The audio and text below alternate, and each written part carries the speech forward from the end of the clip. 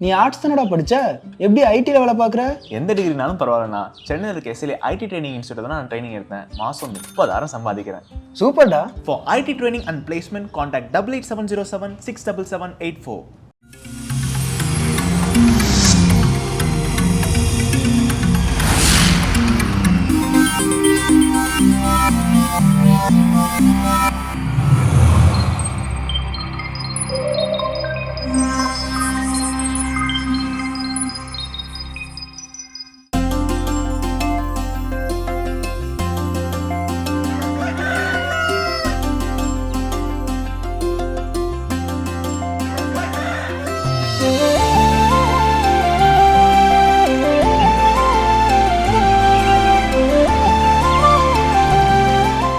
மாதா தொலைக்காட்சி அன்புள்ளங்கள் அனைவருக்கும் கடவுள் வணக்கம் நிகழ்ச்சியின் அன்பான வணக்கங்கள்.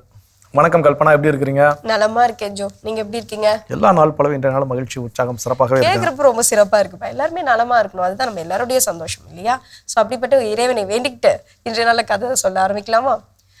2 குரங்கு அதோட மரக்கிளைகள்ல வந்து ஜாலியா சந்தோஷமா விளையாடிட்டே இருந்துச்சு. அப்போ ஒரு குரங்கு மட்டும் என்ன பண்ணுச்சு அப்படின்னு பாத்தீங்கன்னா, மக்கள் கூட்டம் வரப்போ அந்த மரத்துல இருக்க பழங்களை வந்து பறிச்சு போட்டுட்டே இருந்தது. உடனே அந்த மக்கள் எல்லாம் ரொம்ப சந்தோஷமா அந்த பழத்தை எடுத்து சாப்பிட்டுட்டு இருந்தாங்க. அதுக்கப்புறம் அதை கூட நிறைய எல்லாம் எடுத்துட்டு அடுத்த நாள் வந்து அந்த குரங்கு பறிச்சு போட ஏன்னா ரொம்ப உயரத்துல இருக்கும், அது பறிச்சு போடுறப்ப இவங்களுக்கு ரொம்ப எளிதா இருந்துச்சு. அது கூட எல்லாம் எடுத்து போய் வியாபாரம் எல்லாம் வர பண்ண ஆரம்பிச்சிட்டாங்க. இப்படியே போயிட்டு இருந்த காலங்கள் போய் ஒரு நாள் என்னாச்சு, அந்த குரங்கு மரக்கிளையில உட்காந்து தனியா உட்காந்துட்டு அப்படியே அழுதுட்டு இருந்தது. அப்போ அதோட நண்பன் குரங்கு வந்து, ஏன்டா இப்படி ரொம்ப சோகமா இருக்க, என்ன ஆச்சு, நீ எப்பவுமே ரொம்ப சந்தோஷமா தானே இருப்ப? இல்லடா, என்னன்னே தெரியல, கொஞ்ச நாளாவே வந்து என்னை பாக்கிறதுக்கு யாருமே வர மாட்டாங்க, அதனால நான் ரொம்ப தனிமையா ஃபீல் பண்றேன் அப்படின்ட்டு அந்த குரங்கு ஃபீல் பண்ணி சொல்லுச்சு. உடனே அதுக்கு அந்த குரங்கு சொல்லிச்சு, முட்டாள் குரங்கே, உன்னை பாக்குறதுக்காக இவ்வளவு நாள் எல்லாரும் வந்தாங்க, நீ நினைச்ச மரத்துல பழங்கள் இருந்தது, நீ பறிச்சு போட்டுட்டு இருந்த, அவங்களுக்கும் ரொம்ப சுலபமா இருந்தது, அதை எடுத்துட்டு போயிட்டு இருந்தாங்க. இப்ப மரத்துல பழம் இல்ல, உன்னை பார்க்க வர வேண்டிய அவசியம் இல்லை அப்படின்னு சொல்லுச்சு. இதுதான் நம்மளுடைய வாழ்க்கையிலும் நடந்துட்டு இருக்கு. நம்ம கூட பழகுறவங்க எதுக்கு நம்ம கூட பழகுறாங்க, என்ன காரணத்துக்காக பழகுறாங்க அப்படின்றத நம்ம தெரிஞ்சுக்கிட்டு அவங்க மேல அன்பு வைக்கிறது சால சிறந்தது. அப்படி நம்ம அன்பு மூடதனமா நம்ம வச்சுட்டோம் அப்படின்னா இந்த மாதிரிதான் ஒரு நாள் தனிமையா உட்காந்து அழ வேண்டிய சூழலே வரும். நிச்சயமாக சிறப்பான நல்ல சிறப்பான கதை, அந்த கதை கொடுத்த சிந்தனையோடு இன்னைக்கு நாளை தொடங்கி இருக்குது. இப்போ ஆலய தரிசனம் பார்க்கலாம்.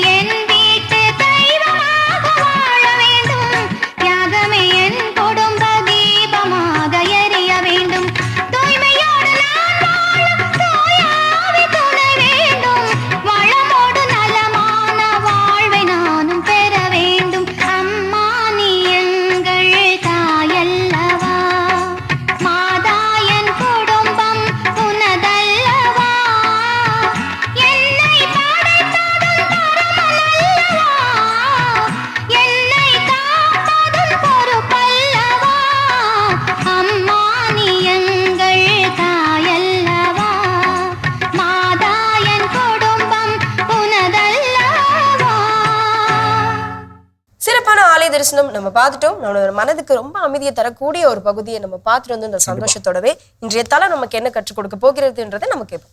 ஸோ இன்னைக்கான சிந்தனை என்ன அப்படின்னு பார்த்தீங்கன்னா, ஒரு புதிய கண்ணோட்டம், ஒரு புதிய பார்வை அப்படின்னு சொல்லலாம். இல்லை இதை நிறைய சிலர் ஃபேஸ் பண்ணியிருக்கலாம். ஏன் இந்த எண்ணம் எனக்கு தோணுச்சு அப்படின்னா, ஒரு ஆங்கில திரைப்படம் ஒன்று பார்க்க நேர்ந்தது. அப்போ அதில் வந்து கதையினுடைய ஹீரோ வந்து ஒரு இந்த ஸ்பை அப்படின்னு சொல்லுவாங்க இல்லையா, உளவு பார்க்கக்கூடிய அந்த உளவாளியா என்ன பண்ணுவார் இருப்பாரு. அப்போ அவர் ஒரு நாட்டில் போய் தன்னுடைய நாட்டிற்காக உளவு பார்க்கக்கூடிய வேலையில இருக்கணும். ஆனா அந்த இடம் ரொம்ப ரொம்ப மோசமான ஒரு இடம்.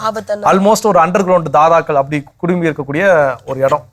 அப்போ அந்த இடத்துல இவர் வந்து கஷ்டப்பட்டு இருந்து தன்னுடைய நாட்டிற்கான தகவல்களையும் என்ன பண்ணணும் சேகரித்து தன்னுடைய நாட்டுடைய பாதுகாப்பு என்ன பண்ணணும் உறுதி செய்யணும். பயங்கரமா அந்த மூவி போயிட்டு இருக்க ரொம்ப கஷ்டமா, எப்படா இவன் இங்க இருந்து அனுப்புவீங்க அப்படின்னு நம்மளே கேட்கிற அளவுக்கு அங்க சூழல் அப்படிங்கிறது இருக்கும். ஆனா அவன் அங்கதான் இருந்தாக வேண்டிய நிலை அப்படிங்கிறது. அப்ப இந்த படம் பார்த்த பிறகு எனக்குள்ள வருது என்ன தோணுச்சு அப்படின்னா, இது போன்ற சூழல்ல ஒருவேளை நாம மாட்டிக்கிட்டோம்.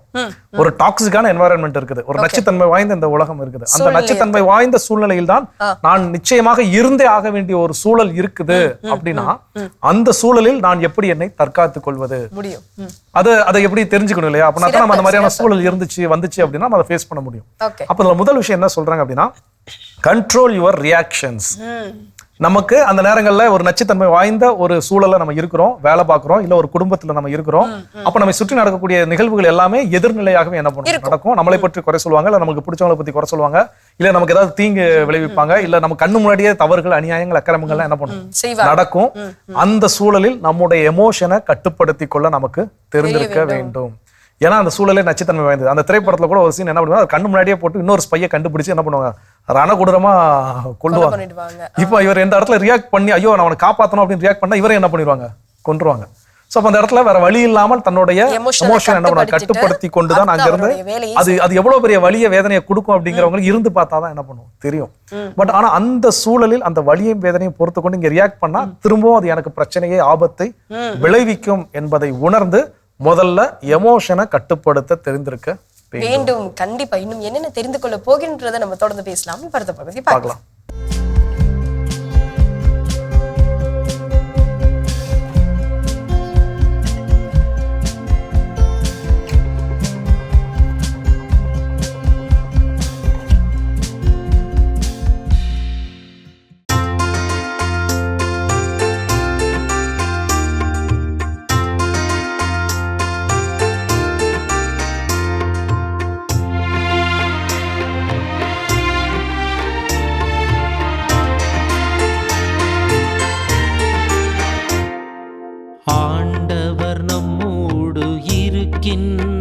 நமக்கு அரணாயும் இருக்கின்றார். ஆண்டவர் நம்மோடு இருக்கின்றார், நமக்கு அரணாயும் இருக்கின்றார். கடவுள் நமக்கு அடைக்கலமும் ஆற்றலுமாய் உள்ளார்.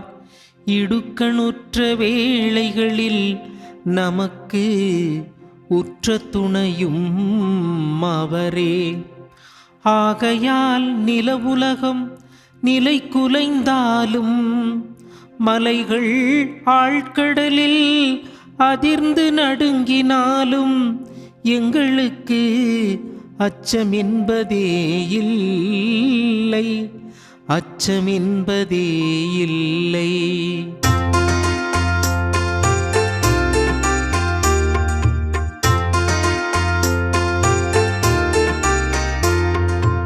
ஆண்டவர் நம்மோடு இருக்கின்றார், நமக்கு அரணாயும் இருக்கின்றார்.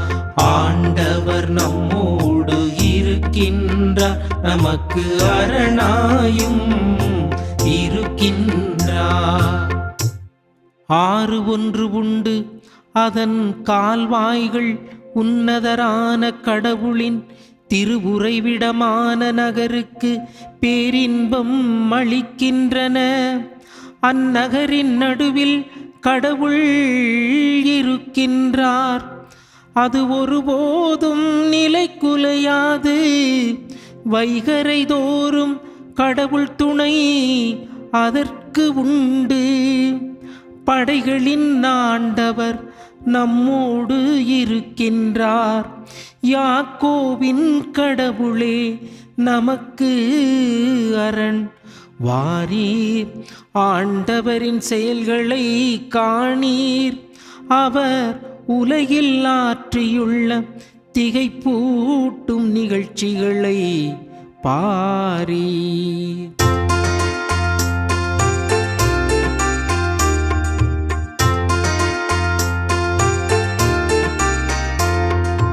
ஆண்டவர் நம்மோடு இருக்கின்றார். நமக்கு அரணாயும் இருக்கின்றார்.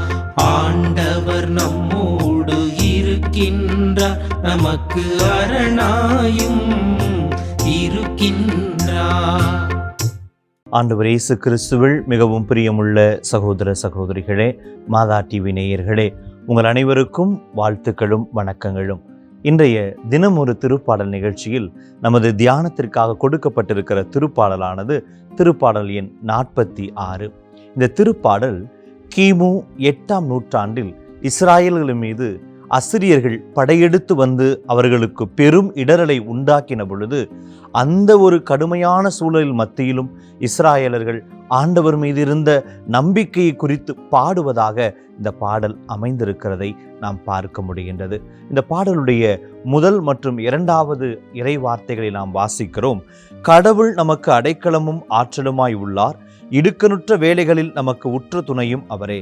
ஆகையால் நிலவுலகும் நிலை குலைந்தாலும், மலைகள் ஆழ்கடலில் அதிர்ந்து நடுங்கினாலும், கடலின் அலைகள் கொந்தளித்து பொங்கினாலும், அவற்றின் பெருக்கால் குன்றுகள் அதிர்ந்து நடுங்கினாலும் எங்களுக்கு அச்சம் என்பதே இல்லை என்று சொல்லி இந்த பாடலானது தொடங்குகின்றது. முற்காலத்தில் மழைகளும் நிலவுலகும் நிலையான ஒன்றாக கருதப்பட்டன. அந்த நிலையான ஒன்றே அதிர்ந்தாலும் பாதிப்பை ஏற்படுத்தினாலும் நாங்கள் அச்சப்பட மாட்டோம். ஏனென்றால் ஆண்டவர் எங்களோடு இருக்கிறார். அவர் எங்களோடு உடன்படிக்கை செய்திருக்கிறார். அவர் எத்தனை இன்னல்கள் வந்தாலும், எத்தனை இடர்கள் வந்தாலும் அவர் மீது நாங்கள் கொண்டிருக்கிற நம்பிக்கையை அது அசைக்க முடியாது என்று சொல்லி ஆண்டவர் மீது கொண்டிருக்கிற நம்பிக்கையை பாடுவதாக இந்த திருப்பாடல் அமைந்திருக்கிறது. தொடர்ந்து நம்ம வாசிக்கிறோம். 6:1 உண்டு. அதன் கால்வாய்கள் உன்னதரான கடவுளின் திரு உறைவிடமான நகருக்கு பேரின்பம் அளிக்கின்றன. அந்நகரின் நடுவில் கடவுள் இருக்கிறார். அது ஒருபோதும் நிலை குலையாது. வைகரைதோறும் கடவுள் துணை அதற்கு உண்டு என சொல்லி இந்த திருப்பாடலின் ஆசிரியர் பாடுகிறார். இதில் குறிப்பிடப்படுகிற நகர் சீயோன் நகர், இறைவன் வாழுகின்ற அந்த எருசலேம் நகரை இந்த வரிகள் சுட்டி காட்டுகின்றன.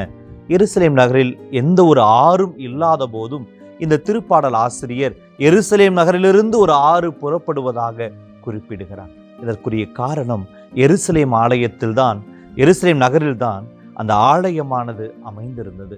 அந்த ஆலயம் இறை பிரசனத்தை கொடுக்கிற ஒரு ஆலயமாக இருந்தது. அந்த ஆலயத்திலிருந்து கடவுளுடைய பிரசனம் பெரும் ஆறாக பெருக்கெடுத்து மனிதர்களிடத்தில் சென்று அவர்களை நிரப்பியது என்பதை நாம் அறிவோம்.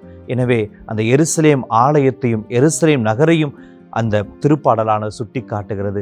அந்த நகரில் தங்கியிருக்கிற இறைவன் நம்மை ஒருபோதும் கைவிட மாட்டார் என்கிற நம்பிக்கையில் இந்த திருப்பாடலை இவர்கள் பாடுகிறதை நாம் பார்க்கிறோம். பிரியமான சகோதர சகோதரிகளே, திருப்பாடல் ஆசிரியர் இந்த வரிகள் வழியாக நமக்கு கொடுக்கிற ஒரு செய்தி, நிலையான நிறைவும் மகிழ்ச்சியும் ஆண்டவருடைய பிரசனத்தில்தான் நாம் கண்டுகொள்ள முடியும். அவருடைய பிரசனம் நமக்கு என்றுமே உண்டு.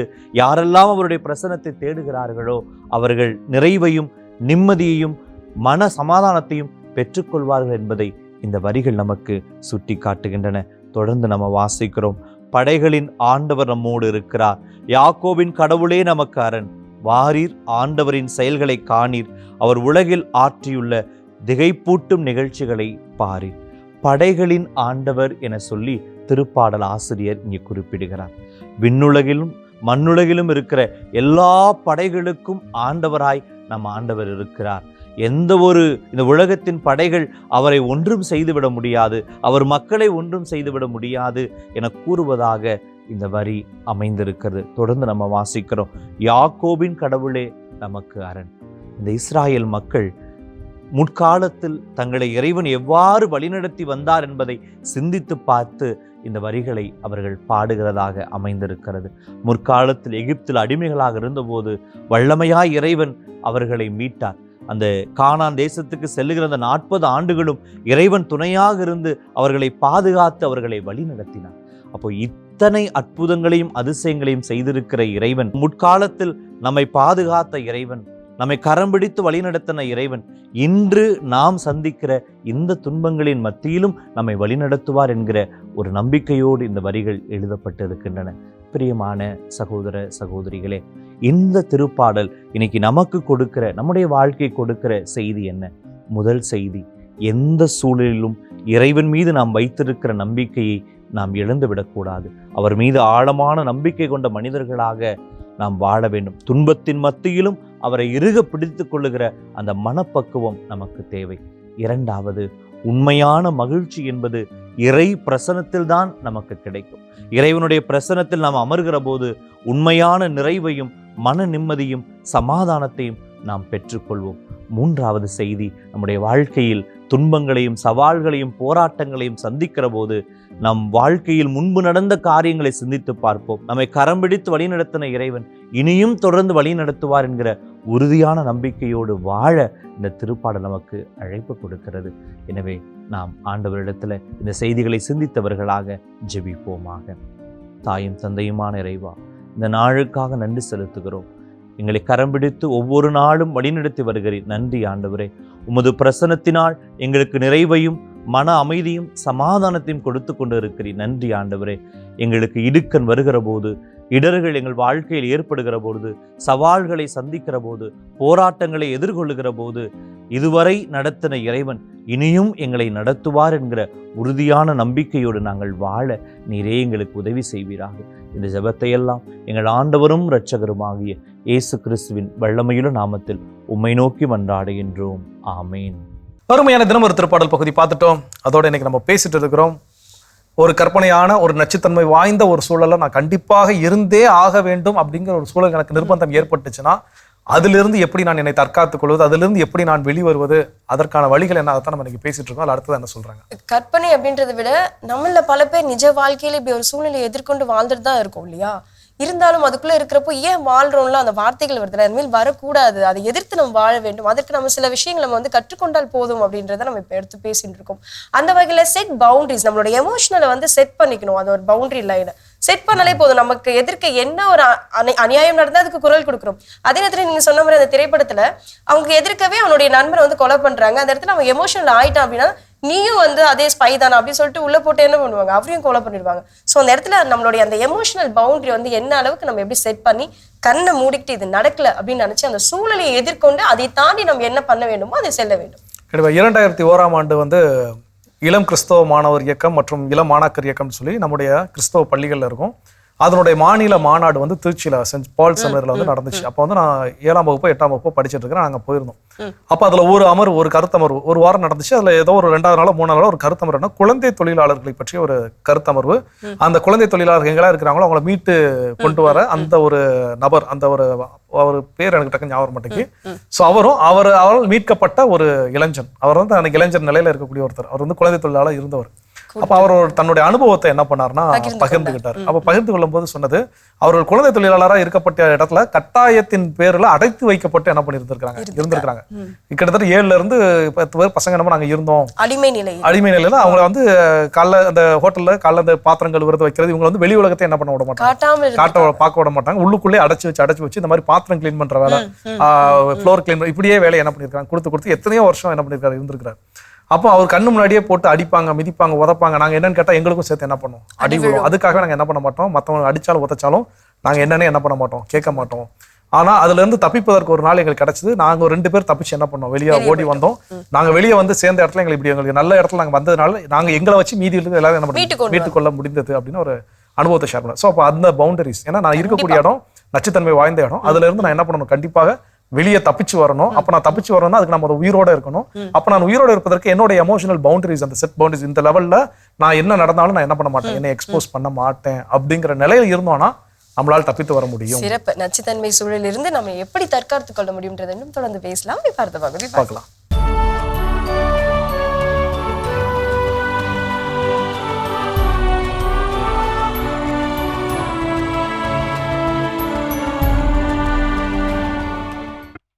மார்ச் 17 புனித பேட்ரிக். ஸ்காட்லாந்து நாட்டிலுள்ள கில் பேட்ரிக் நகரில் வாழ்ந்த கால்பர்னியஸ் கொன்செசா பெற்றோருக்கு கிபி 387 ஆண்டு பிறந்தார் பேட்ரிக். தன் 14வது வயதில் கொள்ளையர்களால் அயர்லாந்து நாட்டிற்கு கடத்திச் செல்லப்பட்ட பேட்ரிக் அடிமையாக விற்கப்பட்டார். செல்வந்தர் ஒருவரிடம் அடிமையாக ஆடுகளை மேய்த்த பேட்ரிக் அல்லும் பகலும் ஜெபிப்பதையே தன் வாழ்வாக கொண்டிருந்தார். பேட்ரிக் ஜெபத்தினை கேட்ட ஆண்டவர் இயேசு கிறிஸ்து அவருக்கு காட்சி அளித்து ஸ்காட்லாந்து நாட்டிலிருந்து தப்பிச் செல்லுமாறு அறிவுறுத்தினார். தன் தாயகமான ஸ்காட்லாந்து திரும்பிய பேட்ரிக் குருவாக விருப்பம் கொண்டு குருத்துவ பயிற்சியினை நிறைவு செய்து ஆயர் ஜெர்மானுஸின் திருக்கரங்களால் அருட்பொழிவு பெற்றார். கிபி 433 ஆண்டு மார்ச் 25 நாள் ஆயராக திருநிலைப்படுத்தப்பட்ட பேட்ரிக் ஆண்டவரின் நற்செய்தியினை அறிவிப்பதற்கு மீண்டும் அயர்லாந்து சென்றார்.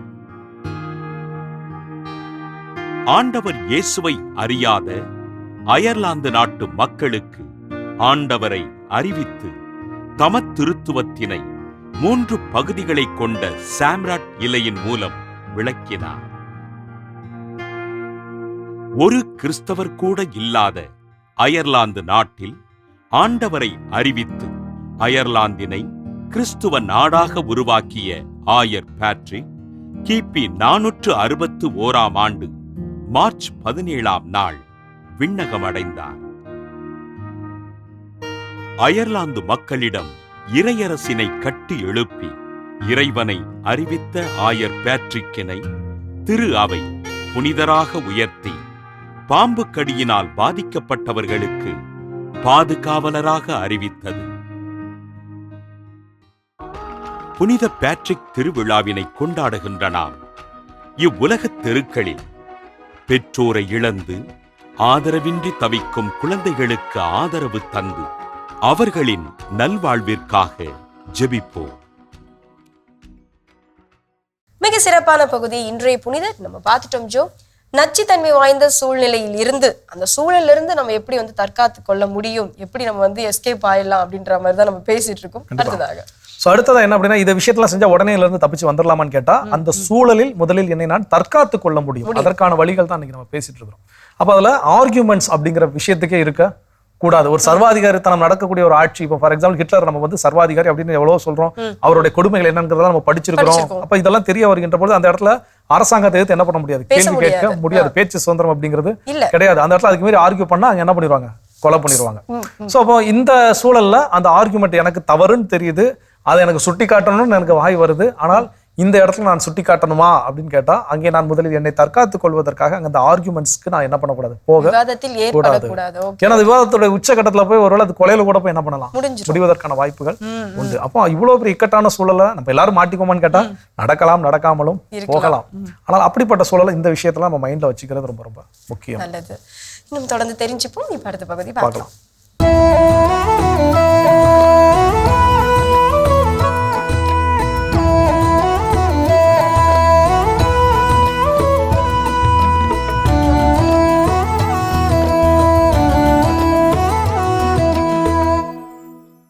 ஒரு பொண்ணு கொசு இருந்துச்சு. அது கல்யாணம் முடிக்க ஆசைப்பட்டு ஒரு எலியை கல்யாணம் கட்டிக்கிட்டான். முதலிரவப்போ எலி ஒரு பெருத்த தும்மல் போட்டுட்டு மூச்சை உள்ள இழுக்கிறப்ப மூக்குக்குள்ள போன கொசு ஆன் த ஸ்பாட் அவுட் ஆயிருச்சான். அவுட் ஆன கொசு பொண்டாட்டிய நினைச்சு அழுது அழுது 7 இடத்துல அங்கம் பொறுக்கி குச்சி பொறுக்கி பாடை கட்டி கடலில் கொண்டு போய் போட்டுச்சான் எலி. இந்த சோகத்தை கேட்டு தாங்க மாட்டாம கடலு ஒரு பக்கமா கலங்கி போயிடுச்சான். வழக்கம் போல கடல் பக்கமா வந்த காட்டியான ஏன் கடலே ஏன் கடலே கலங்கி கிடக்குறேன்னு கேட்டதுக்கு கேட்கலையா செய்திய, எலியண்ணா பொண்டாட்டி கொசுவக்கா செத்து 7 இடத்துல அங்கம் பொறுக்கி பாட கட்டி என்கிட்ட கொட்டுனதுனால நான் கலங்கிட்டேன் அப்படின்னு சொல்ல, உடனே அந்த காட்டு யானை ஒரு பக்க கொம்பை ஒடிச்சுக்கிடுச்சான். ஒடிச்ச கொம்போட வர்ற யானையை பார்த்து ஈச்ச மரம் ஏன் கொம்பை ஒடிச்சுக்கிட்டேன்னு கேட்க, யானை கேட்கலையா சேதிய? எலியன்னா பொண்டாட்டி கொசுவக்கா செத்து 7 இடத்துல அங்கம் பொறுக்கி பாட கட்டி கடல்ல போட கடல் உருவக கலங்க சேதி கேட்டு நானும் கொம்பை உடைச்சுக்கிட்டேன் அப்படின்னு சொன்ன உடனே ஈச்ச மரம் இலையெல்லாம் உதுத்துக்கிடுச்சான். அந்த பக்கமா வந்த காக்கா ஒண்ணு, ஏன் இலையெல்லாம் உதுத்து விட்டு இப்படி மொட்டையா நிக்கிறேன்னு கேட்டதுக்கு அந்த ஈச்ச மரம் கேட்கலையா சேதிய? எலியன்னா பொண்டாட்டி கொசுவக்கா சத்து 7 இடத்துல அங்கம் பொறுக்கி பாட கட்டி கடல்ல போட கடல் ஒரு பக்கமா கலங்க அதை பார்த்த யானை ஒத்த கொம்பை ஒடிக்க நானும் கலங்கி ஏன் இலையெல்லாம் உதுத்துக்கிட்டேன் அப்படின்னு சொல்லிச்சு. சொன்ன உடனே அதை தாங்க மாட்டாத காக்கா தன்னோட கண்ணு ஒன்ன குத்திக்கிடுச்சான். குத்திக்கிட்ட காக்கா ரத்த கரையோட தான் வழக்கமா போய் உட்கார குட்டி செவுரு மேல உட்கார, ரத்த கரையை பார்த்த அந்த குட்டி செவுரு ஏன்னு கேட்க சொல்லிச்சான் காக்கா. கேட்கலையா சேதிய?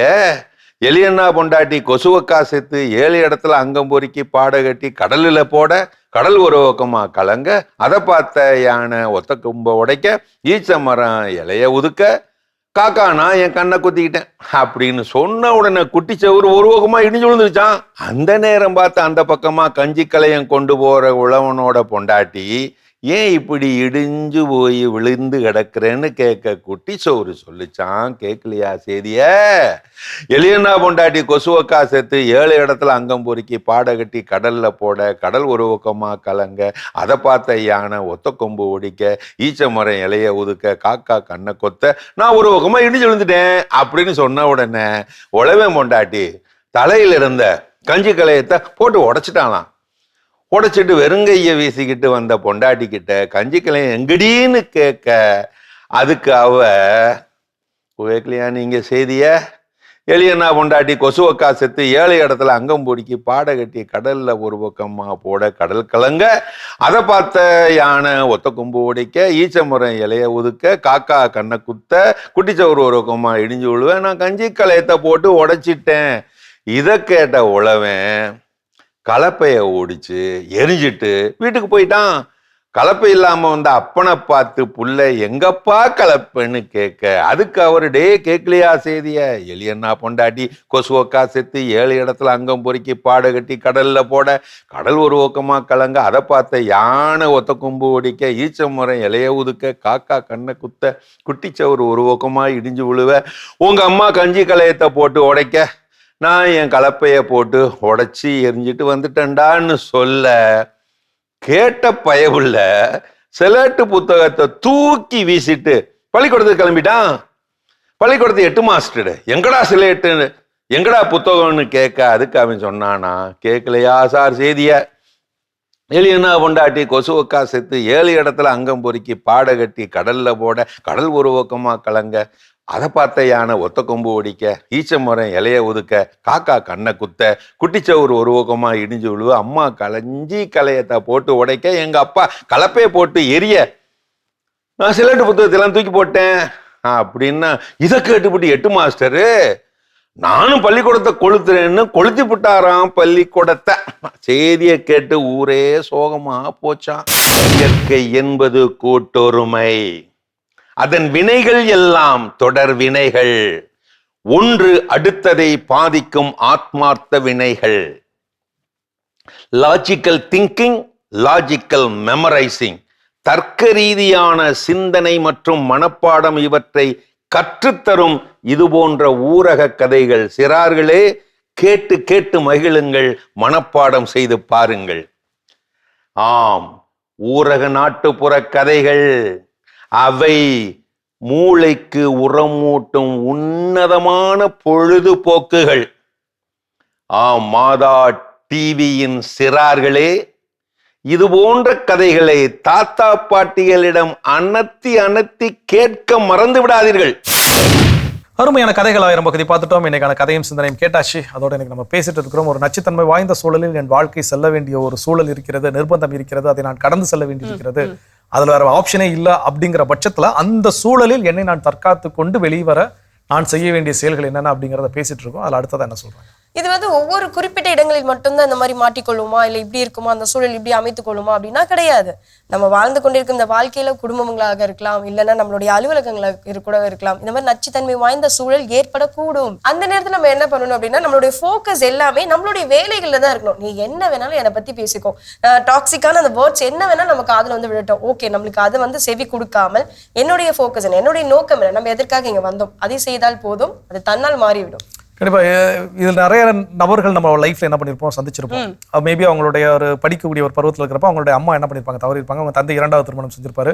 அப்போ அந்த சித்தியின் கொடுமை அப்படின்னு சொல்லி நம்ம என்ன பண்ணிருப்போம், கேட்டிருப்போம், பார்த்திருப்போம். ஸோ அப்போ அந்த இருக்கக்கூடிய அந்த சூழல் தான் ஒரு நச்சுத்தன்மை வாய்ந்த ஒரு சூழல். ஏன்னா அவரால் எதையும் ஃப்ரீடமா என்ன பண்ணுவோம், அந்த பையனால செய்ய முடியாது. அவங்க அம்மா இருந்தப்போ இருக்கக்கூடிய சுதந்திரமோ அன்போ அவனுக்கு கிடைச்சிருமான்னு கேட்டால் நிச்சயமாக கிடைச்சிருக்க வாய்ப்பு இல்லை. அப்படிப்பட்ட சூழல்ல அவனுடைய ஃபோக்கஸ், நான் படிச்சு நான் ஒரு பெரிய ஆளா வரணும், அப்போ நான் வர்றப்ப இந்த என்னை நானே சுதந்திரமாக பார்த்து கொள்ளக்கூடிய நிலைக்கு நான் என்ன பண்ண முடியும், வர வேண்டும். அப்போ அதற்கு நான் இப்போ என்ன ஃபோக்கஸ் பண்ண வேண்டிய விஷயம் என்னுடைய படிப்பு தான். இப்போ குடும்பத்துக்குள்ள போறோம், கணவர் எப்ப பார்த்தாலும் கரிச்சு கொட்டிக்கிட்டே இருக்காரு, தொட்டதுக்கெல்லாம் நின்னா குத்தம், உட்காந்தா கூட எல்லாம் சொல்லிட்டு இருக்காரு. இந்த ஆள்கிட்ட ஆர்கியூ பண்றதுக்கு பதிலாக அமைதியா அந்த இடத்துல ஓகே என்ன நான் என்னோட வேலை என்ன, அதுல நான் ஃபோக்கஸ் பண்ணி மேம்படுத்திக்கொள்ள. அப்ப அந்த ஒரு கட்டத்துல மேம்படுத்தி கொண்ட பிறகு இந்த ஆள் துணை இல்லாம கூட என்ன பண்ண இருக்க முடியும். ஸோ அப்போ அதுதான் எனக்கு கிடைக்கக்கூடிய அந்த ஒரு சுதந்திரமான ஒரு வாழ்க்கை. ஸோ அப்போ அந்த ஃபோக்கஸ் அதுதான் ரொம்ப ரொம்ப முக்கியம். இந்த மாதிரியான நச்சுத்தன்மை வாய்ந்த சூழல் எங்கேயோ போய் நம்ம மாட்டிக்கிறோம், எங்கேயோ போய் ஒரு சூழல் அப்படிங்கிறது நம்முடைய குடும்பமாகவும் கூட இருக்கலாம், நம்ம வேலை செய்யக்கூடிய பணித்தளமாகவும் கூட இருக்கலாம். அந்தந்த சூழலில் அதிலிருந்து வெளிவர வேண்டும் என்றால் என்னை நான் மேம்படுத்திக் கொள்வதற்கு எதில் ஃபோக்கஸ் பண்ணணுமோ அதை மட்டும் செய்யணுமே தவிர சுத்தி இருக்கக்கூடிய நச்சுத்தன்மைகளை நான் கண்டுணர கூடாது. கண்டிப்பா நச்சுத்தன்மை வாய்ந்த சூழல் இருந்து இன்னும் நம்ம எப்படி தற்காத்துக் கொள்ள முடியுன்றதை தொடர்ந்து பேசுவோம். அதுக்கு முன்னாடி ஒரு சின்ன பிரேக் போயிட்டு நிச்சயமா.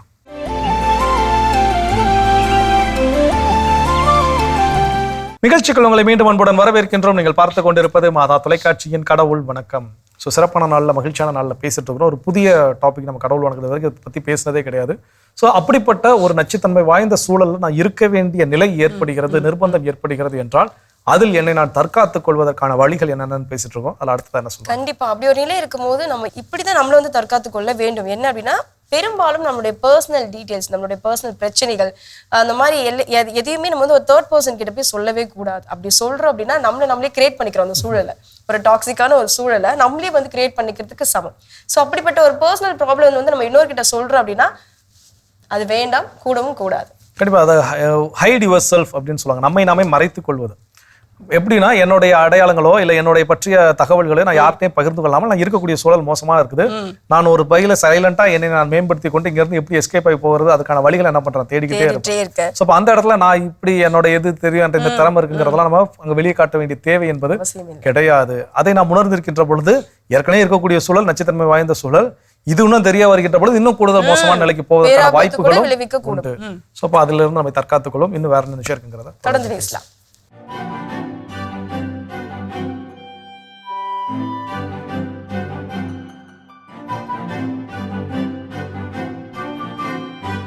அன்பிற்கினிய மாதா தொலைக்காட்சி சுவைஞர்களே, தமிழினிய நெஞ்சங்களே, வணக்கம். திரிகடுக உறவாகிய உங்களுக்கு நன்றியின் வாழ்த்துகள். இன்று 2ஆம் கருத்தினை ஆய்ந்து பார்க்கவிருக்கின்றோம். பெறுவதற்கு அரியவர்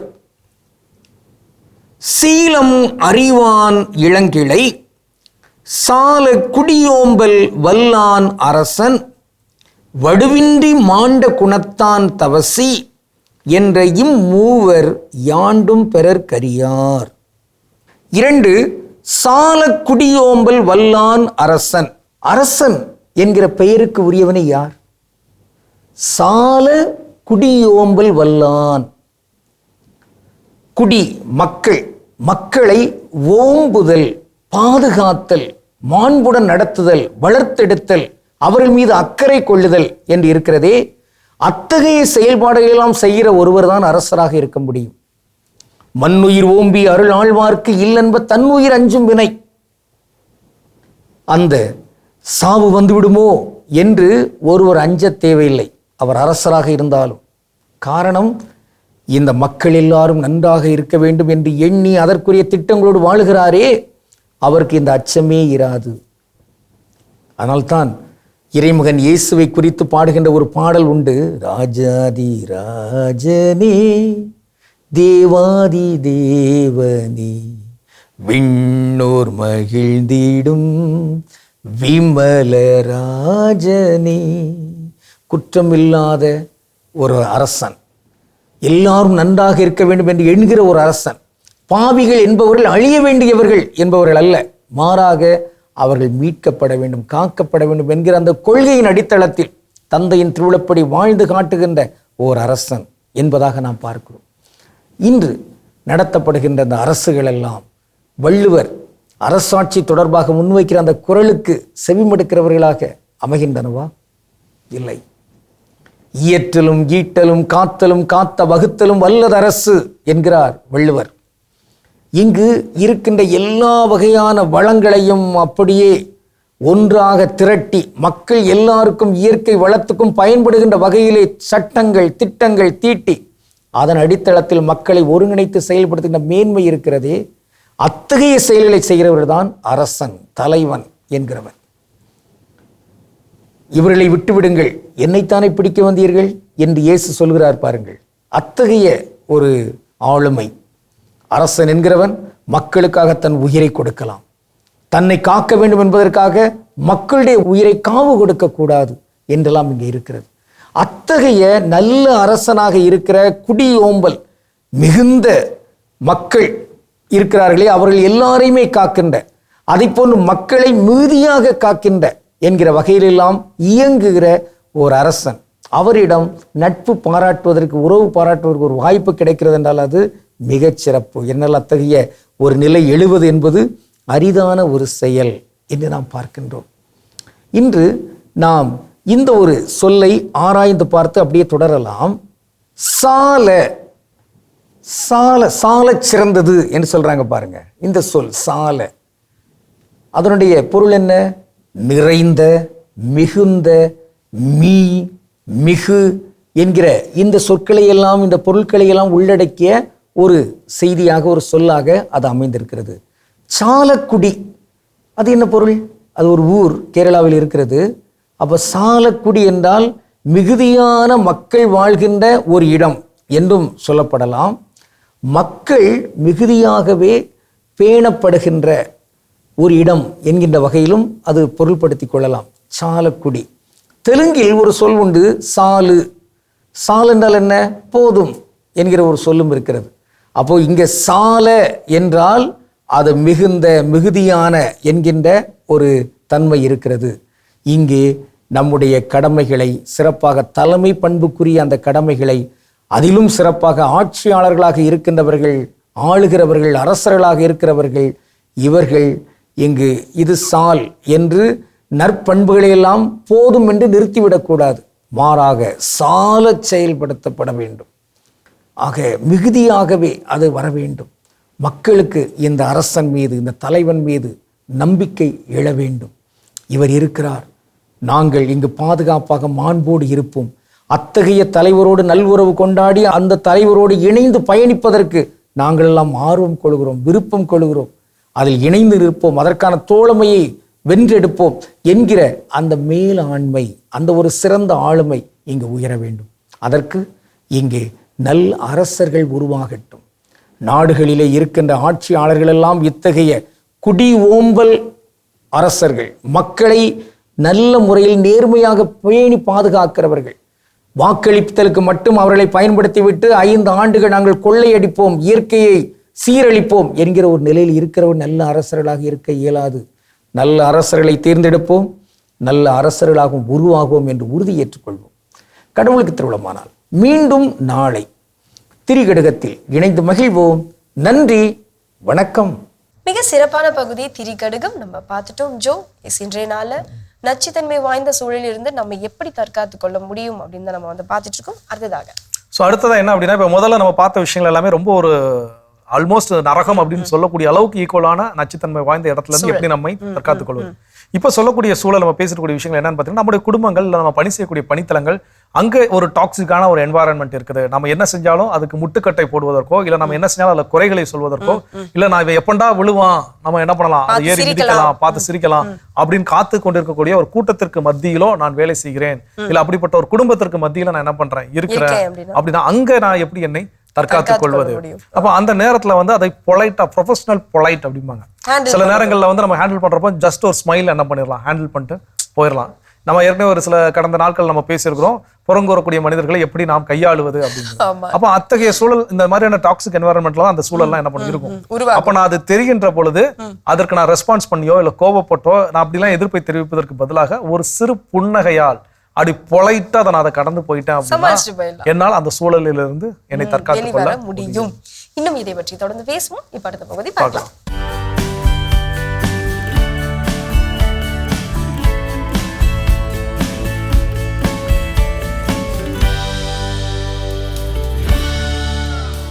உங்கள் பெயர், உங்கள் முகவரி, உங்கள் தொலைபேசி எண், உங்கள் புகைப்படம் மற்றும் பிற தனிப்பட்ட தரவுகள் உங்கள் அனுமதி இல்லாமல் இணையதளங்களில் அல்லது சமூக ஊடகங்களில் பதிவேற்றம் செய்யப்பட்டிருக்கிறதா? திரைமறைவிலிருந்து யாரோ ஒருவர் சீண்ட பார்க்கிறாரா? டாக்ஸிங் என்னும் சைபர் குற்றத்தையும் அதன் தீவிர தன்மையையும் நீங்கள் இதுவரை கேள்விப்பட்டிருக்கின்றீர்களா? அதற்கான பதிலை வலை உலகத்தில் அருள்வாக்கின் ஒளியில் தேடுவோமா? யோவான் 8:1-11 வரை. மறைநூல் அறிஞரும் பரிசேயரும் விபச்சாரத்தில் பிடிபட்ட ஒரு பெண்ணை கூட்டிக் கொண்டு வந்து இயேசுவின் நடுவில் நிறுத்தி அவமானப்படுத்துகின்றனர். அவளின் தனிப்பட்ட வாழ்க்கையை வீதிக்கு இழுத்து வருகின்றனர். அப்பெண்ணின் குற்றத்தை எல்லாரிடமும் சொல்லி அவள் சாக வேண்டியவள் என்பதை பதிவு செய்கின்றனர். இயேசு அவர்களின் தீய மனநிலையினை அறிந்து அப்பெண்ணுக்கு இரக்கம் காட்டுகிறார். இயேசுவின் காலத்தில் நடந்தது போல இன்றைய காலகட்டத்திலும் ஏழை எளிய வலுவில்லாத மனிதர்கள் பல கோடிக்கணக்கான மனிதர்கள் முன்னால் சமூக ஊடகங்கள் வழியாக அவமானப்படுத்தப்படுகின்றனர். இன்று அவர்கள் சார்பாக பேச இயேசுக்கள் தான் இல்லை. யாருக்கும் தெரியக்கூடாது என்று பாதுகாப்பாக வைக்கப்பட்டிருந்த தனிப்பட்ட வங்கி விவரங்களையோ, ஃபோன் நம்பர்கள் அல்லது இமெயில் விவரங்களையோ, புகைப்படங்கள் அல்லது காணொளிகளையோ, ஆவணங்களையோ அந்த மனிதருக்கோ நிறுவனத்திற்கோ ஊறு விளைவிக்கும் நோக்கத்துடன் வலைத்தளங்களில் பகிரும் செயலை டாக்ஸிங், DOXING என்கிறோம். டாக்ஸிங் என்கிறோம். 2024ஆம் ஆண்டு பல்கலைக்கழகம் ஒன்றில் படித்த மாணவி பாலியல் துன்புறுத்தலுக்கு ஆளான சம்பவம் தொடர்பாக காவல்துறையில் பதிவு செய்யப்பட்ட FIR வலைத்தளங்களில் அனுமதி இல்லாமல் பகிரப்பட்ட நிகழ்வை டாக்ஸிங்கிற்கான சிறந்த எடுத்துக்காட்டாக கொள்ளலாம். டாக்ஸிங் ஒரு சைபர் குற்றமாகும். நிறுவனத்திலிருந்து வெளியேற்றப்பட்ட பணியாளர், காதல் முறிவால் புறக்கணிக்கப்பட்ட காதலன், பண மோசடியால் ஏமாற்றப்பட்ட நண்பர்களில் ஒருவன், சக நிறுவனத்தின் வளர்ச்சியை சகித்து கொள்ளாத போட்டி நிறுவனம் என்று இப்படி யார் வேண்டுமென்றாலும் டாக்ஸிங் என்னும் சைபர் குற்றத்தில் ஈடுபடலாம். டாக்ஸிங் என்னும் சைபர் குற்றத்தை எதிர்கொள்ள நாம் நம் சைபர் பழக்கத்தை, சைபர் எட்டிகெட், ஆரோக்கியமானதாக வைத்துக் கொள்ள வேண்டும். தெரியாத நபர்களில் இருந்து வந்த மின்னஞ்சல் லிங்கை கிளிக் செய்யாமல் இருப்பது, தனிப்பட்ட விவரங்களை பதிவேற்றம் செய்யாமல் இருப்பது, டிஜிட்டல் செக்யூரிட்டிக்கு அதிக முக்கியத்துவம் கொடுப்பது, ஆன்லைன் சர்வேக்களை தவிர்ப்பது போன்ற பழக்க வழக்கங்கள் டாக்ஸிங் போன்ற சைபர் குற்றங்களிலிருந்து நம்மை பாதுகாக்கக்கூடும். பாதிப்புக்குள்ளாக்கப்பட்டவர்கள் பெற்றோரிடமோ ஆசிரியரிடமோ அல்லது சைபர் கிரைம் காவல்துறையிடமோ தகுந்த ஆதாரத்தோடு தங்களின் நிலைமையை எடுத்துரைக்க முன்வர வேண்டும். ஒருவருடைய பெயரை அல்லது ஒரு நிறுவனத்தின் பெயரை கெடுக்க வேண்டும் என்னும் எதிர்பார்ப்போடு சைபர் குற்றவாளிகள் இணையதளங்களையும் சமூக ஊடகங்களையும் பயன்படுத்துகின்றனர். நீதி நியாயம் என்ற பெயரில் ஒருவரின் தனிப்பட்ட தரவுகளை பகிர வேண்டாம். கருத்து சுதந்திரம் என்ற பெயரில் பிறரின் தாண்மையை உடைக்க வேண்டாம். மனித மாண்பை காக்கும் பொறுப்பு சட்டத்திற்கு மட்டுமல்ல, ஒவ்வொரு தனி மனிதருக்கும் உண்டு. கல்லெறியும் கூட்டத்தை இயேசு தடுத்து நிறுத்தியது போல சமூக ஊடகம் வழியாக கல்லெறியும் கூட்டத்தையும் தடுத்து நிறுத்துவது காலத்தின் கட்டாயம். இது வலையுலகம் 360 டிகிரி டிஜிட்டல் உலகிற்கான உங்கள் அகராதி. சிறப்பான வலையுலகம் 360 டிகிரி பார்த்தாச்சு. அதோட இன்னைக்கு நம்ம பேசிட்டு இருக்கிறோம், ஒரு நச்சுத்தன்மை வாய்ந்த சூழலில் நாம் வாழ்ந்தே ஆக வேண்டிய சூழல் என இருக்கின்ற பொழுது அதில் எப்படி நம்மை தற்காத்துக் கொள்வது அதை தான் பேசிட்டு இருக்கிறோம். அதில் அடுத்ததான் என்ன சொல்றாங்க? நம்மை சுற்றி இப்படி ஒரு சூழல் வந்து ஏற்பட்டிருக்கு, நம்ம அதுக்குள்ளதான் மாட்டிட்டு இருக்கோம் அப்படின்னு நம்மளுக்கு தெரிய வரும்பொழுது நம்ம என்ன பண்ணணும் அப்படின்னா, நம்மளுடைய இந்த பாசிட்டிவிட்டி இருக்கு இல்லையா, அதாவது நேர்மறையான எண்ணங்களை என்னைக்குமே கைவிட்டக்கூடாது. ஸோ அது இருக்கிறப்போ அதில் நம்மளுடைய கவனத்தை வந்து செலுத்த வேண்டும். அந்த கவனம் கொஞ்சம் செதறிச்சுன்னா கூட போதும், எதிர்மறை எண்ணங்கள் வந்து ரெடியா இருக்கும், எப்போ இவங்களை போய் ஆக்கிரமிச்சுக்கலாம், இன்னும் இந்த சூழல் வந்து எவ்வளவு நச்சுத்தன்மையா வந்து இவங்களுக்கு ரெடி பண்ணி கொடுத்துடலாம், தயாராக்கலாம் அப்படின்னு சொல்லிட்டு. ஸோ அப்படி ஒரு சூழல் நமக்கு ஏற்படக்கூடாது அப்படின்னா நம்மளுடைய கவனத்தை சிதறவிடக்கூடாது. பாசிட்டிவிட்டி எப்பவுமே நமக்குள்ள இருக்கு. நிச்சயமா இதை சொல்லும்போது ஒரு திரைப்படத்துல பார்த்த ஒரு நிகழ்வு. ஒரு காவல்துறை அதிகாரியா இருப்பார், ரொம்ப இறுக்கமா இருப்பார். அவருக்கு யாரும் அப்பா அம்மா யாரும் இருக்க மாட்டாங்க, சொந்த பந்தம் யாரும் இருக்க மாட்டாங்க, ரொம்ப இறுக்கமான ஒரு மனிதராக இருப்பார். அவர் கூட சேர்ந்து ஒரு கேஸை சால்வ் பண்றதுக்கு இன்னொரு ஹீரோ என்ன பண்ணுவார், ஜாயின் பண்ணுவார். அந்த ஹீரோ பயங்கர ஜோவியலா இருப்பார். இவருக்கும் அவருக்கும் ரெண்டுமே நேர் எதிராக என்ன பண்ணுவாங்க இருப்பாங்க. அப்போ ஒரு கட்டத்துல இவங்க ரெண்டு பேரும் விருப்பம் இல்லாமலே என்ன பண்ணுவாங்க, இணைந்து பயணிக்க வேண்டிய ஒரு சூழல் அப்படின்னு இருக்கும். அப்போ அந்த ஒரு கட்டத்துல அந்த கிளைமேக்ஸ் நெருங்க போறப்போ ஒருத்தர் புரிஞ்சு கொள்ளக்கூடிய சூழல் என்ன பண்ணுவோம் ஏற்படும். அப்போ ஏன் நீங்க இறுக்கமா இருக்கிறீங்க அப்படிங்கிறதுக்கு அந்த காவல் அதிகாரி சொல்லுவாரு, வளர்ந்து வந்த சூழல். அப்போ அந்த சூழல்ல அவங்க வீட்டுல எப்ப பார்த்தாலும் சண்டை சச்சரவு, அவங்க அம்மா அப்பா கிட்ட சண்டை சச்சரவு, இதுல இவரெல்லாம் ஒழுங்கா படிக்க முடியாது, ஃபோக்கஸ் பண்ண முடியாது, இவங்களுடைய பிரச்சனை இதுலயே நான் இருந்ததுனால எனக்கு யாரும் வேண்டாம், நான் தனியா இருந்தா போதுங்கிற மைண்ட் செட்டுக்கு என்ன பண்ணிட்டேன் வந்துட்டேன், அதனாலதான் எனக்கு இறுகி போயிருச்சு அப்படின்னு அவர் ஷேர் பண்ணக்கூடிய விஷயத்துல கிளைமேக்ஸ்ல ஒரு அற்புதமான ஒரு காட்சி அமைப்பு பண்ணிருப்பாங்க. அந்த இடத்துல என்ன பண்ணிருப்பாங்கன்னா, இன்னொரு ஃபேமிலியில ஒரு அப்பா அம்மா என்ன பண்ணிட்டு இருப்பாங்க, சண்டை போட்டு, இவங்க எல்லாம் கேஸ் எல்லாம் சால்வ் பண்ணிருப்பாங்க, அப்பா அம்மா சண்டை போட்டுட்டு இருப்பாங்க. அந்த வீட்டுல இதே மாதிரி ஒரு சின்ன குழந்தை என்ன பண்ணும் ஒன்று இருக்கும், அதுக்கு என்ன பண்றது தெரியாது, ஃபேஸ் எக்ஸ்பிரஷனை வச்சுட்டு அது அழுகிறதுக்கு அவ்வளவு துடிக்கும், அழுக என்ன ஆகாது வராது, இந்த சண்டை நிறுத்துறதுக்கு ட்ரை பண்ண அதால முடியாது. அப்போ இந்த காவல் அதிகாரி என்ன பண்ணுவார், போயிட்டு அவனுக்கு ஒரு ஹெட்செட்டும் வாக்மேன் வாங்கி காதல போட்டு நீ பாட்டை கேளு அப்படின்னு சொல்லிட்டு அப்படியே ஆட்டோமேட்டிக்கா அந்த வெளியே உள்ள அந்த தேவையில்லாத சப்தங்கள், அந்த தேவையில்லாத இறைச்சலுக்கு என்ன பண்ண மாட்டோம், காதுக்குள்ள போக வேண்டாம், அது உன் காதுக்குள்ள போனா தான் என்ன ஆயிரும், என்ன போல இருக்கமாயிரும். அப்ப நீ இந்த பாசிட்டிவிட்டி என்ன பண்ணிக்கோ வச்சுக்கோ அப்படின்னு சொல்லி அந்த இன்னொரு ஹீரோ வந்து ஜாயின் பண்ணார்லே, அவரோட ஹெட்செட்டை கொடுத்து பாட்டு கேட்க. ஸோ அந்த கிளைமேக்ஸ் ரொம்ப அற்புதமா இருக்கும். அப்போ இதுதான் நம்ம வந்து இருக்கக்கூடிய சூழல், எனக்கு சண்டை சச்சரவு இருக்குது, எனக்கு பயங்கர தேவையில்லாத இறைச்சல்களை என் காதுல எனக்கு கொடுத்துக்கிட்டே இருக்குது, என்னால ஒழுங்கா வேலை செய்ய முடியல அப்படிங்கிறப்போ இந்த மாதிரி அதுல என்னென்ன வழிவகைகளில் ஒரு புக்கு படிச்சோ இல்ல நல்ல நல்ல பாட்டு கேட்டோ இல்ல ப்ரேயர் பண்ணியோ மெடிடேட் பண்ணியோ எவ்வளவு வழிகள் இருக்குது. அந்த வழிகளில் அந்த பாசிட்டிவிட்டி எனக்குள்ள நான் என்ன பண்ணணும், ஃபீட் பண்ணிக்கிட்டே இருக்கணும். கண்டிப்பா செய்வோம். தொடர்ந்து பேசலாம். இப்ப அடுத்த பகுதி பார்க்கலாம்.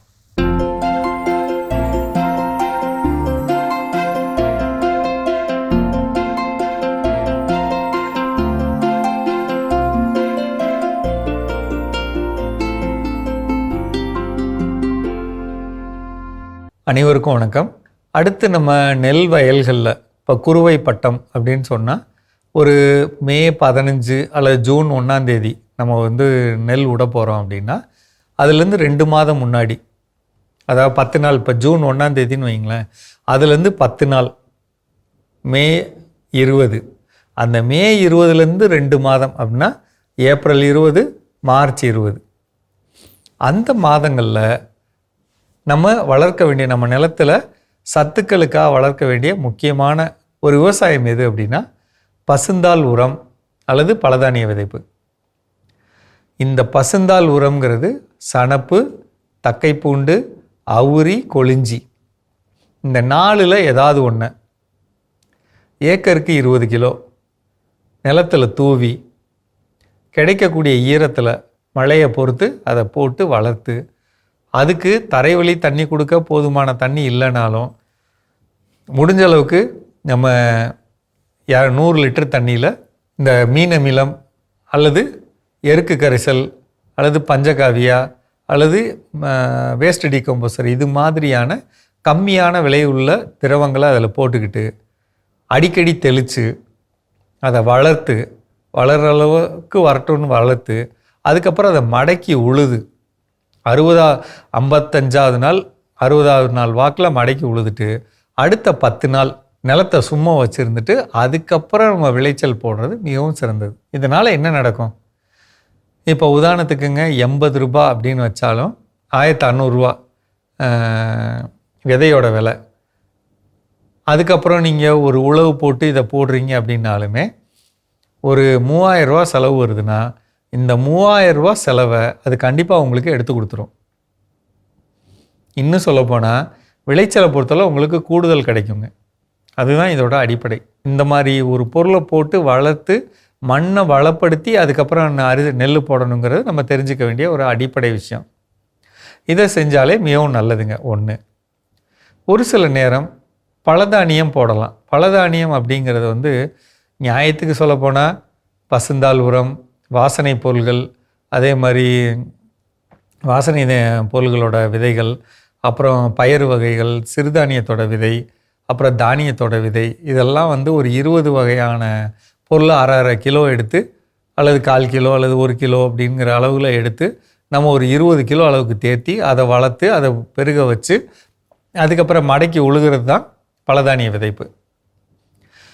இப்போ என்னை பொறுத்தவரை நான் என்ன சொல்கிறேன்னாங்க, நீங்கள் ரொம்ப சிரமப்படக்கூட வேண்டாம். பக்கத்தில் இருக்கக்கூடிய உங்களுடைய மார்க்கெட்டு சந்தை நடக்கும் பார்த்தீங்களா, அங்கே சந்தையில் போனீங்கன்னா நிறைய தானியங்கள் வச்சுருப்பாங்க. எது விலை குறைவாக இருக்கோ அந்த தானியங்கள்லாம் வாங்குங்க. அதை ஒரு 20 கிலோவுக்கு தேர்த்துங்க. அதை நிலத்தில் போடுங்க. விதை நேர்த்தி பண்ணி போடுங்க. மழை பெஞ்சப்போ முளைக்க வைக்கிற மாதிரி போட்டு முளைக்க வைங்க. அதுக்கப்புறம் அதை மடக்கி உழுதிங்கன்னா 60வது நாளில் அல்லது 55வது நாளில் மடக்கி உழுதிங்கன்னா அதுக்கப்புறம் ஒரு 10 நாள் விட்டு ஒரு விவசாயம் பண்ணால் கூடுதலான மணிச்சத்து, சாம்பல் சத்து, தழைச்சத்தோடு சேர்ந்த ஒரு மண் கிடைக்கும். அப்படி இருக்கிறப்ப நமக்கு அதிகமான லாபம் கிடைக்க வாய்ப்பு இருக்குங்க. நம்ம பக்கத்தில் நடக்கிற சந்தைகள் எல்லாம் இதுக்கு தான் பயன்படுத்தணும். முக்கியமாக கொத்தமல்லி விதைகள், அது மாதிரி எது விலை கம்மியாக இருக்குதோ அதில் வந்து ஓரளவுக்கு முளைக்கக்கூடிய வகையிலான தரம் உள்ள விதைகள், இந்த மொச்சை விதை எதுவாக இருந்தாலும் பரவாயில்லைங்க, எது விலை கம்மியாக இருக்கோ அதை வாங்கி நம்ம நிலத்தில் போட்டுக்கிறது பொதுவாக நல்லது. அந்த மாதிரி பாருங்கள். அது வந்து உங்களுக்கு நிச்சயமான வருமானத்தை கொடுக்கக்கூடியது. இதில் நம்ம என்ன பண்ணலாம்னா, இப்போ தென்னந்தோப்பு மாதிரி தோப்புகளோ அல்லது வேறு பயிர்களோ வச்சுருக்கிறப்ப இதுங்களை வளர்த்து அதோட விதைகள் எடுத்து கையில் வச்சுக்கலாம். இப்போ உதாரணத்துக்கு சணப்பு தக்கைப்பூண்டு 105 நாள் தக்கைப்பூண்டுனா, சணப்புனா 150 நாள் வளர்த்து அந்த விதைகளை உளுந்து விதை மாதிரி எடுத்து கையில் தட்டி வச்சுக்கிட்டோம்னா அடுத்தடுத்த விவசாயத்துக்கு நம்மளே பயன்படுத்தலாம். சரிங்களா? செஞ்சு பாருங்கள். மீண்டும் சந்திப்போம். சிறப்பான பகுதி உழவும் உயர்வும் நம்ம பார்த்துட்டோம். நச்சுத்தன்மை வாய்ந்த ஒரு சூழலில் நாம் மாட்டிக்கொண்டு இருக்கின்றோம் என்றால் அதை நான் எப்படி தற்காத்து கொள்ள வேண்டும் அப்படின்னு நம்ம பேசிட்டு இருக்கோம். அந்த வகையில் அடுத்ததாக நம்ம என்ன மாதிரி தற்காத்து கொள்ள வேண்டும் அப்படின்னு பார்த்தீங்கன்னா, நமக்கு மனநலம் அப்படிங்கிறது ரொம்ப ரொம்ப முக்கியம். இந்த நச்சுத்தன்மை வாய்ந்த சூழல் இருக்கின்ற பொழுது மனநலத்தோடு இருக்க முடியுமான்னு கேட்டால் வாய்ப்பே ரொம்ப ரொம்ப கஷ்டமா இருக்கும். ஏன்னா நம்ம ஏதோ ஒரு சில பிரச்சனைகள் நம்மளை எப்போ பார்த்தாலும் நம்மளை திட்டிக்கிட்டே இருக்கிறாங்க, நம்ம செய்யறதுக்கெல்லாம் குறை சொல்லிக்கிட்டே இருக்கிறாங்க. இதுல இது மாதிரியான வன்முறைகள்லாம் நடக்கின்ற பொழுது நம்ம கிட்ட நிம்மதி இருக்குமான்னு கேட்டால் நிச்சயமாக இருப்பதற்கான வாய்ப்புகள் குறைவு. ஆனா அந்த நிம்மதி நமக்கு கிடைக்கவே கிடைக்காதான்னு கேட்டால் நிச்சயமாக கிடைக்கும். ஸோ அப்போ அந்த மனநலத்தில் நாம கவனம் செலுத்துறது ரொம்ப ரொம்ப முக்கியம். நீ என்னன்னாலும் பேசு. சில நேரங்கள் எப்போ நம்மளை வந்து ஒரு விஷயம் காயப்படுத்தும்னு பார்த்தீங்கன்னா, இப்போ நான் உங்களை ஏதாவது ஒரு வார்த்தை சொல்லி திட்டுறேன் வச்சுறேன் அப்படின்னா எப்போ உங்களை காயப்படுத்தும்னா, நீங்க அந்த வார்த்தைகளை காது செவி வழியாக கேட்டு அது உங்களுடைய உள்ளத்திற்கு எடுத்து சென்ற பொழுதுதான் என்ன பண்ணும், அது உங்களுக்கு காயத்தை ஏற்படுத்தும். சில நேரம் இந்த காதுல வாங்கி அந்த காலை விட்டுட்டீங்கன்னா அது உங்களுக்கு என்ன பண்ணாது, காயத்தை ஏற்படுத்தும். அவ்வளவுதான், வாங்க நீ எதனாலும் சொல்லிட்டு போ, எனக்கு அதை பத்தி கவலையே இல்லை அப்படிங்கிற. சில நேரம் சொல்லுவாங்க, இந்த எருவு மாட்டு மேல மழை பெஞ்ச மாதிரி இருக்குது அப்படின்னு சொல்லுவாங்க இல்லையா. இந்த மாதிரியான தருணங்கள் அது ரொம்ப ரொம்ப நல்லது. அது பல பேர் சொல்லுவாங்க, உண்மையான அன்பு வச்சிருந்தேன், அந்த அன்பு வந்து எனக்கு காயப்படுத்துது, அது இந்த காதில் வாங்கி இந்த காதில் விட்டுட்டு என்னால் அடுத்த வேலை செய்ய முடியல, அப்போ நான் என்ன பண்றது அப்படின்னு.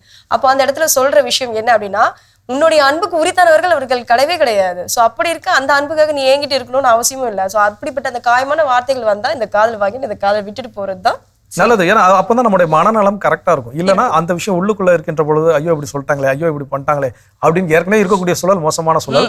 அந்த நச்சுத்தன்மையை நான் உள்ளே உட்கொள்கின்ற பொழுது உள்ளே என்ன ஆயிரும், மோசமான நிலைக்கு மாறிடும். அப்போ அந்த மனநலத்தில் அக்கறை கொள்வதும் ரொம்ப ரொம்ப முக்கியம். நல்லது. நம்ம இன்னும் தொடர்ந்து பேசுவோம். இப்ப அடுத்த பகுதி பார்க்கலாம்.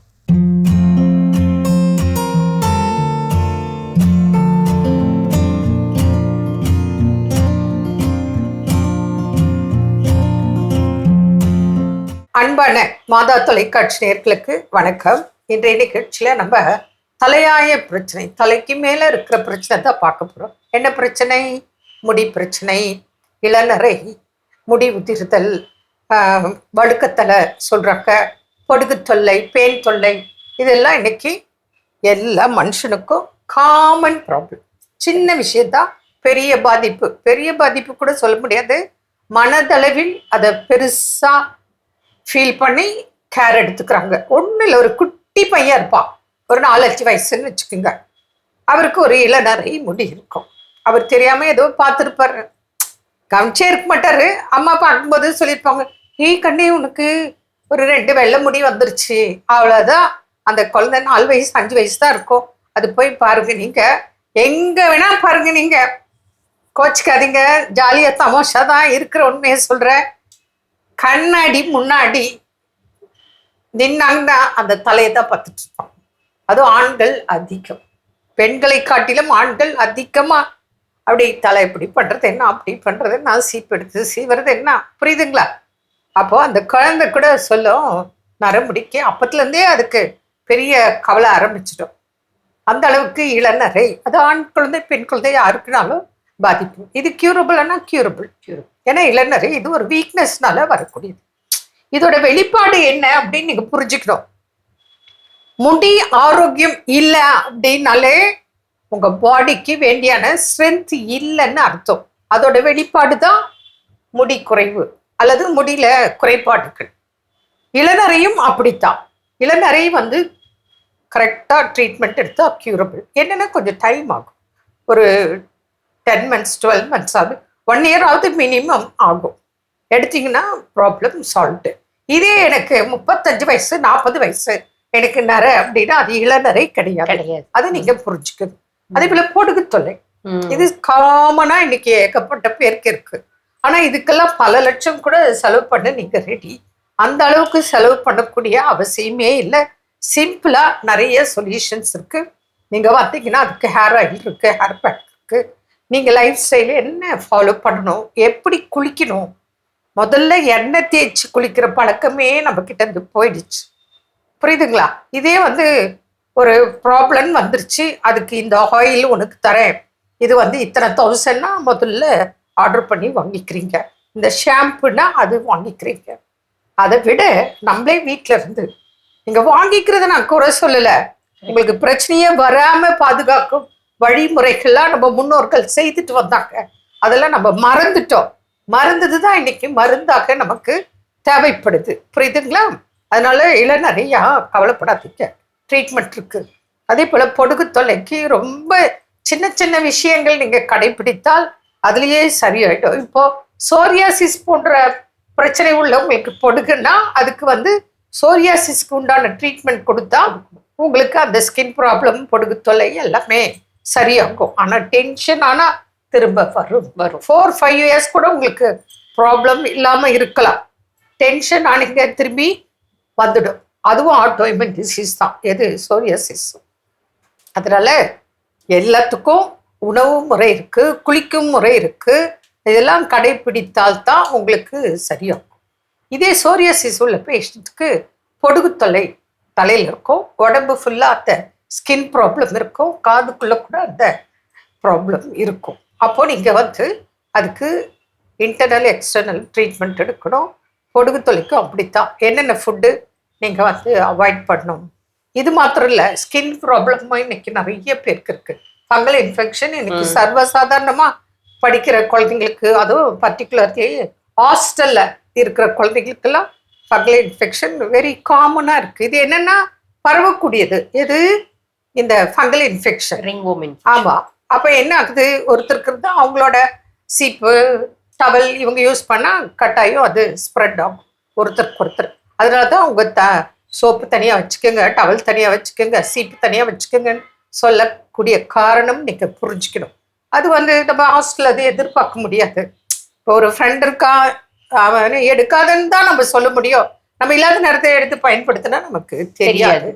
அதனால நீங்கள் ரொம்ப கேர்ஃபுல்லாக கவனமாக இருந்தால் இதெல்லாம் க்யூரபிள் தான், ஒன்றும் பயப்பட தேவையில்லை. அதனால் இளநரையா ட்ரீட்மெண்ட் இருக்குது.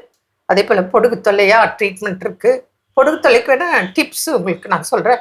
பேன் தொல்லைக்கு கூட டிப்ஸ் சொல்கிறேன். நிறைய பேருக்கு வந்து இன்னைக்கு குழந்தைங்களுக்கு பேன் இருக்குது. அந்த பேன் தொல்லைக்கு வந்து நீங்கள் என்ன பண்ணுங்க, இந்த சீதா இலை இருக்கு இல்லையா, அது துளசி இலை, வேப்பிலை 3 எடுத்துக்கோங்க, அரைச்சிடுங்க, பேக் போடுங்க. பேக் போட்டு ஒரு 1 hour 2 hours வெயிட் பண்ணுங்க, அப்புறம் குளிச்சுடுங்க. இது போல் வாரத்துக்கு 2-3 நாள் செய்தீங்கன்னா பெயின் தொல்லை நீக்கும். அதே போல் உங்களுக்கு பொடுகு தொல்லை ஹோம் ரெமடி நிறைய இருக்குது, அது சொல்கிறேன். இப்போ வெந்தயம் இருக்குது. இப்போ ஆண் குழந்தை இருக்குங்க, நீங்கள் உங்களுக்கு பிரச்சனை முடி கம்மியாக தானே இருக்கும். ஸோ ஒரு பெரிய டேபிள் ஸ்பூனில் 1 ஸ்பூன் வெந்தயம் ஒரு 1/2 cup மில்கில் நைட்டு ஊற வச்சுருங்க. காலையில் எடுத்து அதில் ஒரு 5 செம்பருத்தி இலை, ஒரு 10 ஒரு பிடின்னு வச்சுக்கோங்களேன், வேப்பிலை போட்டுருங்க, இது இல்லை போட்டு ஒன்றா அரைச்சிருங்க, அவ்வளோதான். தலைக்கு பேக் போட்டுங்க. உங்களுக்கு குளிர்ச்சியான உடம்புன்னா ஒரு 10 மினிட்ஸ் வெயிட் பண்ணுங்கள். இதே சிலருக்கு 3-4 ஹவர்ஸ் ஆனாலும் குளிர்ச்சி ஆகாது, அவ்வளோ பாடி ஹீட் இருக்கும். அவங்க 1 ஹவர் கூட வெயிட் பண்ணலாம். அப்புறம் போயிட்டு சும்மா லேசாக தண்ணி தெளிக்க தலையில். இந்த பேக் போட்டிங்களே வெந்தயப்பொடி பேக், ஷாம்பு மாதிரி நுர வரும், நல்லா தேய்ச்சி வாஷ் பண்ணிட்டேன். இப்படி வீக்லி 2-3 பண்ணால் உங்களுக்கு பொடுகு போயிடும். அதையும் மீறி இருக்குன்னா வாங்க, ட்ரீட்மெண்ட் இருக்குது, செய்யலாம். என்ன நேர்களே, மீண்டும் நாளை சந்திப்போம். நன்றி. அன்னை மரியே வாழ்க. அருமையான நம்ம ஒரு வைத்தியம் பகுதி பார்த்துட்டோம். நிகழ்ச்சியோட நிறைவுக்கும் வந்தாச்சு. இன்னைக்கு நாள் பேசிட்டு இருக்கிறோம். நச்சுத்தன்மை வாய்ந்த சூழலில் நான் இருக்கின்ற பொழுது அதிலிருந்து என்னை தற்காத்துக் கொள்வது எப்படி அப்படின்னு பேசிட்டு இருக்கோம். ஃபைனலா என்ன சொல்றாங்க? இது வரைக்கும் நம்ம அந்த அப்படிப்பட்ட ஒரு சூழலை நம்ம மாட்டிக்கொண்டு இருந்தோம் அப்படின்னா எப்படி தற்காத்து கொள்ளலாம்ன்றத நம்ம தெரிஞ்சுக்கிட்டோம். ஆனா இப்போ நம்ம சொல்ல போறது என்ன அப்படின்னா, இதுல இருந்து நம்ம எப்படி வெளியே போகலாம் அப்படின்றத கற்றுக்கொள்ள போகிறோம். அதுக்கான நம்மளுக்கு என்ன பண்ணணும் அப்படின்னா, சரியான ஒரு திட்டமிடுதல். ஸோ நான் இப்போ இப்படிப்பட்ட ஒரு நச்சுத்தன்மை வாய்ந்த சூழலை நான் மாட்டிக்கொண்டேன், நான் இப்போ இங்கேருந்து சரியான ஒரு இடத்துக்கு நான் போய் செல்ல வேண்டும் அப்படின்னா அதுக்கு நமக்கு சரியான ஒரு பிளானிங் வேணும்.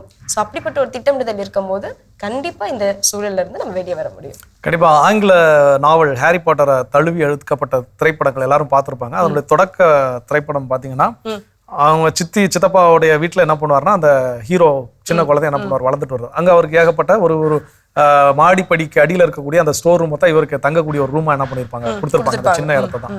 ஸோ அப்போ அங்கே அவருக்கு சந்திக்கக்கூடிய விஷயங்கள் அது ஒரு நச்சுத்தன்மை வாய்ந்த ஒரு இடமா அது என்ன பண்ணும் இருக்கும். அவரால் சுதந்திரமா எதுவும் என்ன பண்ண முடியாது, செயல்படலாம் முடியாது.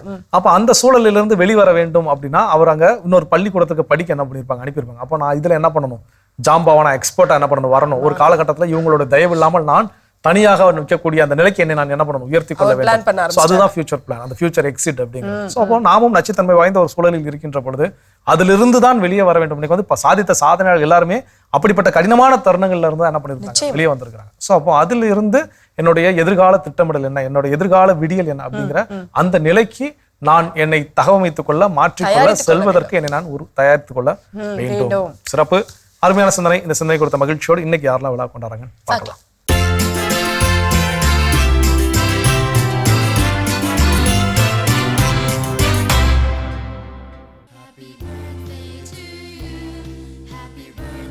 காரைக்குடி அழகாபுரத்தை சேர்ந்த ஜோவினா இன்று தனது 4ஆம் ஆண்டு பிறந்தநாளினை கொண்டாடுகிறார். இவரை வாழ்த்துபவர்கள் அப்பா இருதயராஜன், அம்மா ஜோதி டயானா, சகோதரி ஜோவிட்டா, பாட்டி தோமையார் அம்மாள், தாத்தாக்கள், பாட்டிகள், மாமாக்கள், அத்தைகள், சகோதரிகள், சகோதரர்கள், குடும்பத்தினர், உறவினர்கள் மற்றும் நண்பர்கள்.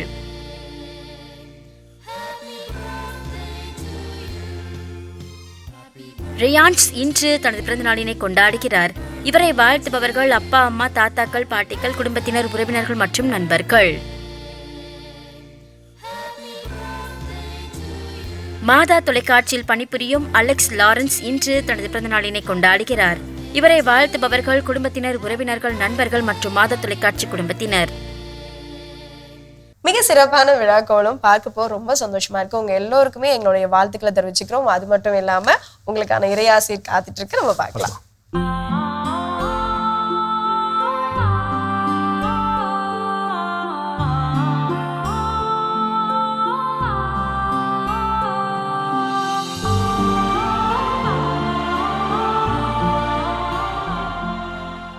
என் அன்பிற்கினிய மாதா தொலைக்காட்சி நேயர்களே, உங்கள் அனைவருக்கும் ஆண்டவர் இயேசுவின் இனிய நாமத்தில் என் அன்பான காலை வணக்கத்தை தெரிவித்துக் கொள்கிறேன். இன்றைய நாளுக்கான இறைவார்த்தை தொடக்க நூல் 12:2. உன்னை நான் பெரிய இனமாக்குவேன், உனக்கு ஆசி வழங்குவேன், உன் பெயரை நான் சிறப்புறச் செய்வேன், நீயே ஆசியாக விளங்குவாய். இந்த இறைவார்த்தை கடவுள் ஆபிரகாமுக்கு கொடுத்தது. ஆபிரகாம் பெரிய இனமாக ஆசீர்வதிக்கப்படுவார் என்ற ஆசீர்வாதத்தை கடவுள் அவருக்கு கொடுக்கிறார். அவர் தன்னுடைய நாட்டையும் தன்னுடைய உறவினர்களையும் விட்டுவிட்டு கடவுள் காட்டுகிற இடத்திற்கு தன்னந்தனியாக செல்வதாக முடிவு செய்கிறார். அதற்கு காரணம் கடவுள் மேல் கொண்ட இறை நம்பிக்கை. அவருடைய இறை நம்பிக்கை அவரை கைவிடவில்லை. அவர் கானான் நாட்டிலே குடியேறி பெரிய இனமாக மாறியது மட்டுமல்ல, இன்று வரைக்கும் அத்தகைய பெரிய இனத்தினுடைய தந்தையாக அவர் போற்றப்படுகிறார். இறை நம்பிக்கையின் தந்தை, ஃபாதர் ஆஃப் ஃபெய்த் என்று அழைக்கப்படுகிறார்.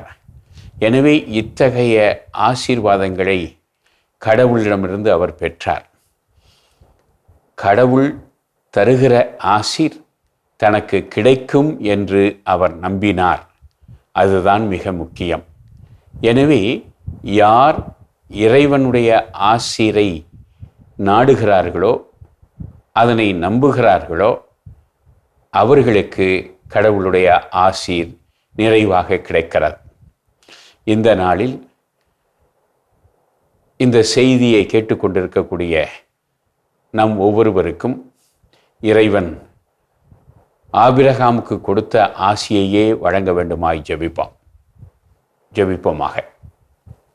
இறைவா, உம்முடைய ஊழியன் ஆபிரகாமை நீர் அழைத்த பொழுது மிக அற்புதமான ஆசிரை அவருக்கு நீர் வழங்கினீர்.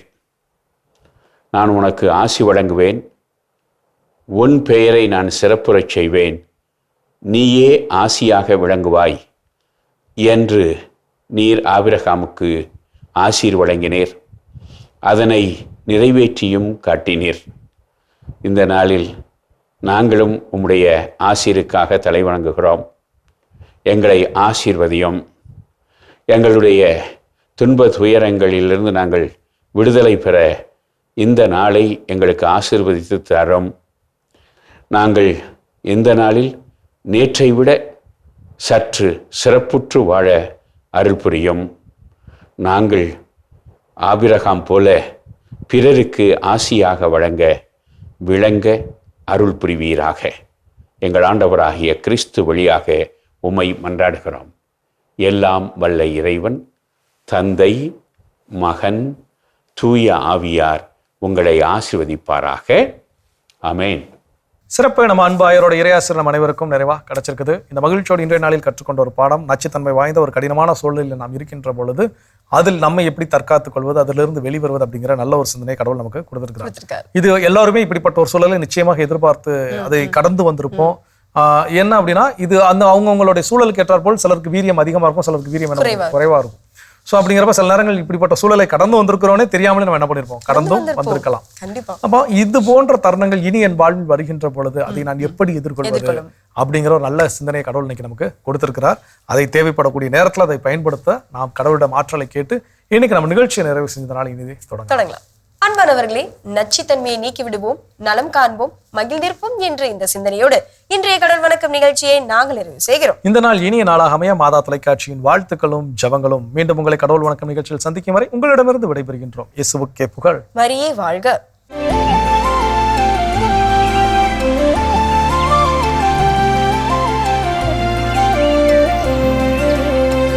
நீ ஆர்ட்ஸ் தானடா படிச்ச, எப்படி ஐடில வேலை பார்க்குற?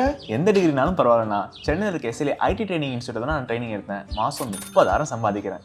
சூப்பர்டா. For IT training and placement contact 8870767784.